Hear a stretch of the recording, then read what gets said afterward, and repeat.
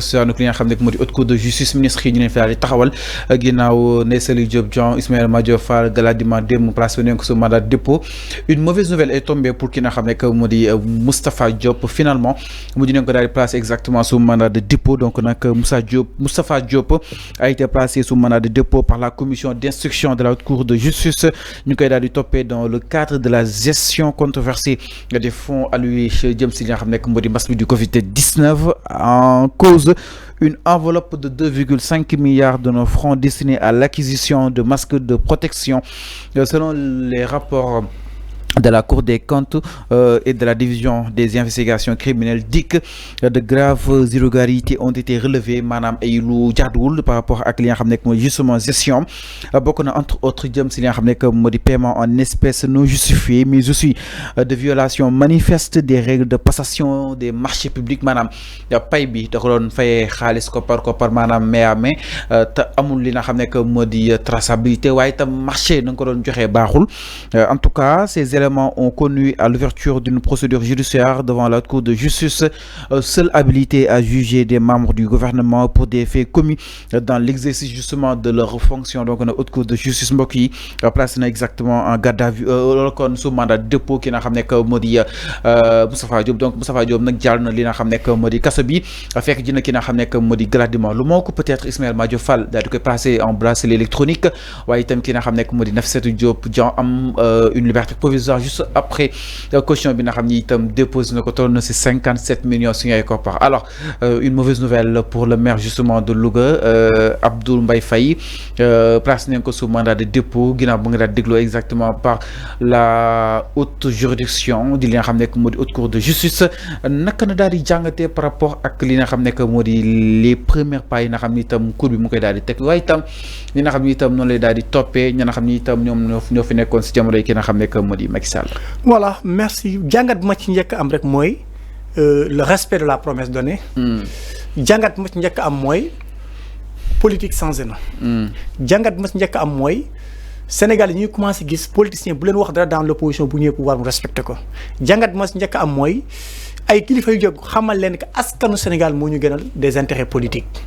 Parce que nañ xam ne aussi tey ce dossier de Moustapha Diop ñu ñëpp déggoon nañ cas Moustapha Diop avec Abdoulaye Wade. bu mu ñëwee ñëpp jàppoon nañu Macky Sall dina régler ay comptes mais pour des questions politiques bu mu transhumé dañ ko bàyyi mu sedd. je pense que nag ñëpp gis nañ que Pastef wala le régime de Diomaye bu mu egsi au pouvoir ba léegi transhumant ou pas ak foo mënta far yoon day dal sa kaw léegi nag man dama ko wax encore une fois. c'est des leçons que chacun d'entre nous doit tirer.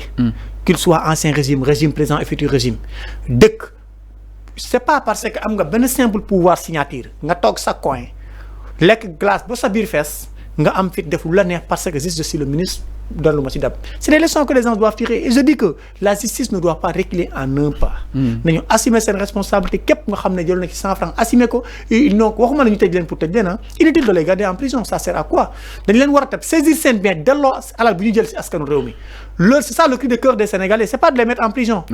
Bon, c'est vrai ils doivent subir les conséquences comme tout le monde. On doit les punir comme ni ñuy punir tous les voleurs de ce bas monde c'est ça la vérité. parce que mënoo boo sàccee ginnaaw ñu tëj dëgg nga sàcc ay millions on parle de ay liberté provisoire ay bracelet électronique ay caution ay waxu def et ku amul caution nag le problème c'est quoi sàcc ko nañu jël saisir say bien delloo alal bi nga xam ne dayoo bi nga xam ne jël nga ko. mu tolloog alalu sénégalais yi ñu delloo ko sénégalais yi yow ñu yóbbu la correction jàngal la ñuy traité sàcc ba suba képp kuy xale ku mel ni Abdou Mbaye Faye nekk jeune toog fii dans l'avenir boo ma denkee alal réew mi dinaa ko teg fu mu war a teg parce que xam ne bu ma defee lu dul yoon fu diw mujjee laay mujjee. C'est simple comme bonjour. Et là, je pense que tey dañ ciy encourager le régime encourager aussi la justice sénégalaise ils n'ont qu'à continuer sur cette chemin. Il y a le monde qui nous regarde et le peuple sénégalais qui nous regarde. Ce ne reste que pour la mémoire de nos combattants de nos martyrs. ñi nga xam ne jógoon nañ pour wax nag il est temps ñu libérer suñu dëkk. cette libération moo nekk en marche. donc je pense que tey nous pouvons dire que chapeau à la justice sénégalaise xam ne nag aussi yéenewuñu kenn prison na sénégalais xam ne que ñu fa yóbbu ñoo fa yóbbu seen bopp. ñoo toogoon seen coin toog seen fauteuil de ministre toog seen bureau de direction générale jàpp ne am nañu droit pour une simple signature def lu leen neex loolu rek la am lu ma ci wax. Alors si loolu exactement sànq yaa ngi ko doon wax exemple le cas de Moustapha Diop gis nañ ko mu doon minimiser justement somme bi ni loolu kase waaye am ñoo xam ne dénkoon nañ leen ay centaines de milliards si li nga xam ne que moo di Covid bi donc le fait que mu minimiser li nga xam ne que moo di somme boobu noonu jaaxaloon na Sénégalais yi concrètement et que cette somme dite modique moo ko yóbbu tey si situation bi mu nekkee naka nu ko daal di jàngatee loolu itam man bon loolu ma si jàngat rek mooy ay nit ñoo xam ne xamuñu woon valeur pouvoir. parce que maa jàpp na tey on être conscient. nit koo xam ne am nga intégrité ak dignité nga xam ne askan bi nga xam ne tey ñoom ñoo la tànn uppale woo leen dara bu dul am nga avantage jiitu leen. uppale woo leen dara bu dul am nga sens am décret toog sa coin. man de waroon nga rus 100 francs boo xam ne léwu la boo ko waroon rek sa yaram war na trembler xam ne que lii maa ngi koy jël di ko lekk mais am na koo xam ne peut-être mu ngi fee Tambacounda parce que 45 degré xëy maçon suba ba ngoon. amul lu mu ndekkee amul lu mu añee amul lu mu reeree est-ce que gënuma ko woon yelloo te pourtant man maa ngi samay fauteuil bien climatisé te sama salaire mun na doubler lu mu fay liggéey. presque 1 million fois. donc nit boo amoon intégrité wu xalaat ko war nga rus sa bopp tuuti. xam na que tey c'est trop ridicule ñu gis ko muy minimiser le budget je le comprends nag ah. xam nga tey peut-être boo nekkoon dans un régime voyou. entouré par des délinquants chaque jour ko joofee ngay def ay détournement ay 1000 ay 400 ay 700 milliards bu ñu la jiiñee ay 1 milliard daf lay jaaxal. moo tax il a bien fait de crier dire que lu ñu ma dénkoon dafa tuuti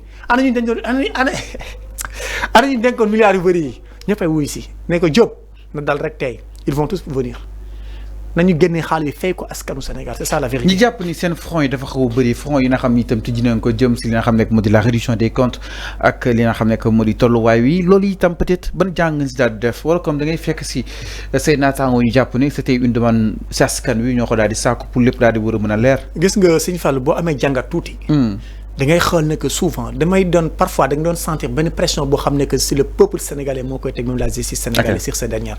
on mettait toujours la pression ana ñu rey suñu doom yi ana ñu sàcc suñu alal réew mi mais nag à un moment donné ce que disait les gens le temps de la justice n'est pas le temps des hommes. et on ñu accepté justice bi temps boobu nag boo tax na cette fois lu coow li bëri ñu fi jàpp yëpp doo gis seen mbokk bu gën a mimé. non absolument pas doo gis kenn. non attends am na ay cas yoo xam ne mënul ñàkk am na ay cas yoo xam ne. ni Cheikh Bouré leen bokk attends am na ay cas Cheikh Bouré leen bokk am na loo xam ne joom la neen ko seen bopp gis ne leen ko seen mbokk yi. Sëñ Fallou am na ay cas yoo xam ne am na ay cas yoo xam ne c'est pour prévenir parce que ñu bëri ñuy cas xam ne ñoom dañ dem xaaral ma yuuxu pour suba bu ñu jarul victimiser wu. saa yi fii ku deful demal nga approuver les preuves qu'il faut defoo te dama ne man damaa jàpp ne justice dafa xaw a légère tout sax ba léegi mais dama am na rigueur bu ñu ko tegoon s'il y avait 100 ministres tous les 99 iront en prison c'est la vérité. mais pourquoi donc je pense que maanaam foo leen ko teg ba naan 99 yi en petite prison Abdou. loolu si ay chiffres yu colossal fu ma ko teg mooy si jubadi si injustice si nit ñoo xam ne jubuñu tey jubuñu suba. mais est-ce que ñëpp jubu. déggoo lu ma la wax kana man je respecte la presse d'une centaine dama ne. waaw damaa jàpp ne bu ñu respecté woon rigueur bi. waaw les 90% des ministres iront en prison. donc am na foo ko teg. waaw fu ma ko teg mooy. nu ñu yorloon alal réew mi baaxut ma ne fii Sénégal ministère yi fi jógee ba jeex. ministère boo dugg boo fa compter 10 dossiers à la couleur da ngay gis dossier boo xam ne respecté wul logique damaa jàpp ne peut-être à un moment donné gars yi dañu basé sax si dossiers yoo xam ne ay scandale la wala ba mooy priorité des Sénégalais mais ministère yi fi nekkoon ñëpp xam nañ ne la majeure partie d'entre eux respecter tout sauf la procédure administrative mosuñ ko respecté parce que dañu jàppoon ne ministre roi la da ngay def lu la neex du mujj fenn am naa force politique naa fexe bu am base politique tous les moyens étaient bons pour sàcc alal réew mi may nit yi fu ngay sàcc ay milliards ñëw di may nit yi ay 100 francs di manipuler le peuple diw baax na te diw boobu lay baax lu mu lay may yaa ko moom au nom de quoi parce que ministre la. moo tax ma ne bu ñu leen toppoon gëm naa ne les 90% d'entre eux iront en prison c'est ça la vérité léegi nag mun nañ jàpp ne peut-être la priorité des Sénégalais ailleurs nañu fexe ñi nga xam ne peut-être mooy les dossiers scandaleux ñu récupérer leen alal bu ñu sàcc alal réew bu ñu récupérer ko delloo ko askan bi nag ñu punir leen.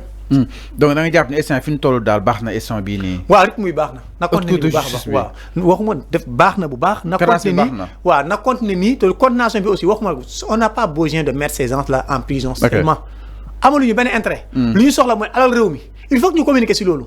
képp ku fi jël milliards y a des biens des immeubles yoo xam ne mot nañ milliards dañ ko saisir delloo xaalis bi askanu Sénégal c'est ça la vérité soxlawuñ di leen mettre en prison mais c'est vrai on doit les corriger parce que mënoo sàcc gënaan ñu tëj la.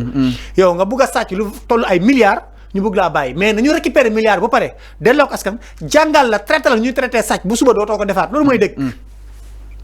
alors mi non loolu mooy dëgg concrètement par rapport ak li nga xam ne que moo di wàllu wi donc nag ki nga xam ne que moo di Moustapha Diop mu nekk ancien ministre placé nañ ko exactement sous mandat de dépôt par la commission d'instruction de la Cour de justice. Il est poursuivi dans le cadre de la gestion controversée des fonds publics alloués à la lutte contre la pandémie Covid-19. En cause une enveloppe de 2,5 milliards de nos francs destinés à l'acquisition de masques de protection. Selon les rapports de la Cour des comptes et de la division des investigations criminelles, de graves irrégularités ont été relevées. Il s'agit notamment de paiements en espèces non justifiés et de violations manifestes des règles de passation des marchés publics.